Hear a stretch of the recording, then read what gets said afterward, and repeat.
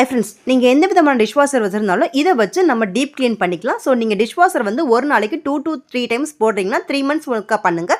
என்ன மாதிரி நீங்கள் ஒன்லி ஒன்ஸ் போட்டிங்கன்னா 6 மந்த்ஸ் ஒர்க்காக பண்ணிக்கோங்க. ஸோ இதில் வந்து பார்த்தீங்கன்னா நான் நல்ல தண்ணி இருக்குது, உப்பு தண்ணி இருக்குது. ஸோ என்னோட டிடிஎஸ் பார்த்தீங்கன்னா 600 தான். ஸோ அவ்வளோவா எனக்கு உப்பு கரை பிடிக்காது. இருந்தாலும் நான் ஒரு 6 மந்த்ஸ் கிட்ட நான் வந்து டீப் க்ளீன் பண்ணிடுவேன். இது பார்த்தீங்கன்னா ஃபினிஷ் பிராண்டோடது. இதோட ஃபுல் வீடியோ வந்து ஆல்ரெடி சேனலில் இருக்குது. ஸோ இதில் பார்த்தீங்கன்னா 2 டைப் ஆஃப் லிக்விட்ஸ் கொடுத்துருப்பாங்க. இந்த டார்க் ப்ளூ இருக்குது பார்த்தீங்களா, அது வந்து கிரீஸ்க்கு, ஒயிட் வந்து லைம் ஸ்கேல். இதுல சீல் மட்டும் ஓபன் பண்ணிட்டு இந்த ஸ்டிக்கரை ஓபன் பண்ணுங்க. இதை பங்க்சர் பண்ணக்கூடாது. அப்படி இன்வெர்டட் பொசிஷன்ல ஆடாம அசையாம அப்படியே வச்சிருக்கணும். பாத்திரங்கள் எதுவுமே போடக்கூடாது.